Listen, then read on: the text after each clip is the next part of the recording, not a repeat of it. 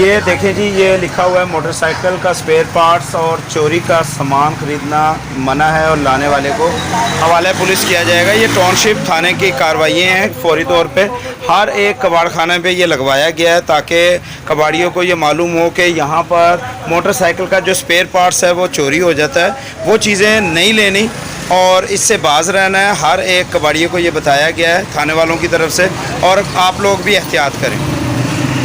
जी भाजन की नाम ਤੁਹਾਡਾ? ਭਾਜੀ ਮੇਰਾ ਨਾਮ ਮੁਹੰਮਦ ਰਜ਼ਵਾਨ ਹੈ। ਮੁਹੰਮਦ ਗੁਲਾਮ ਰਜ਼ਵਾਨ ਰਿਜ਼ਵਾਨ। ਇਹ ਟਾਊਨਸ਼ਿਪ ਥਾਣੇ ਦੇ ਜਿਹੜੇ ਲੋਕ ਨੇ ਇੱਥੇ ਆਂਦੇ ਨੇ, ਮਤਲਬ ਜਿਹੜੀ ਇਹਨਾਂ ਨੇ ਕਾਰਵਾਈ ਕੀਤੀ ਹੈ, ਲਾਇਆ ਹੈ, ਤੁਹਾਨੂੰ ਸਮਝਾਉਂਦੇ ਨੇ ਕਿ ਵੀ ਇਹ ਚੀਜ਼ ਵਗੈਰਾ ਨਹੀਂ ਲੈਣੀ? ਜੀ ਸਰ ਆਂਦੇ ਨੇ, ਵਿਜ਼ਿਟ ਕਰਦੇ ਨੇ। ਬਹੁਤ ਮਸਤਨੀਰ ਅਹਿਮਦ ਸਾਹਿਬ ਇੱਥੇ ਦੇ ਐਸਐਚਓ ਹੈਗੇ ਨੇ। ਕਿਸ ਤਰ੍ਹਾਂ ਦੇ ਨੇ? ਬਹੁਤ ਅੱਛੇ ਬੰਦੇ ਨੇ। ਸਾਨੂੰ ਅਸੀਂ ਉੱਥੇ ਵੀ ਗਏ ਇੱਕ ਦੋ ਦਫਾ। ਠੀਕ ਹੈ। ਸਾਨੂੰ ਬੁਲਾਇਆ ਵੀ, ਇੱਥੇ ਵੀ ਆਏ ਨੇ। ਬਹੁਤ ਅੱਛੇ ਤਰੀਕੇ ਨਾਲ ਸਮਝਾਉਂਦੇ ਨੇ। ਠੀਕ ਹੈ। ਤੇ ਬਹੁਤ ਅੱਛੇ ਬੰਦੇ ਨੇ ਤੇ ਠੀਕ ਹੈ।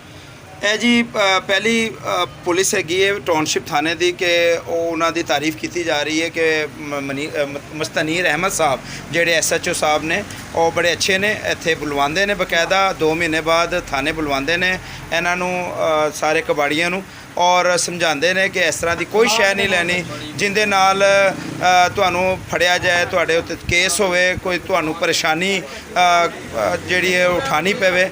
ਇਹ ਸਾਰੇ ਥਾਣੇ ਵਾਲਿਆਂ ਨੂੰ ਇਸ ਤਰ੍ਹਾਂ ਦਾ ਕਰਨਾ ਚਾਹੀਦਾ ਹੈ ਔਰ ਸਾਰੇ ਕਬਾੜੀਆਂ ਨੂੰ एहतियात करनी चाहिए। जिस तरह कानून की खिलाफ वर्जी नहीं होनी चाहिए। बहुत शुक्रिया जी।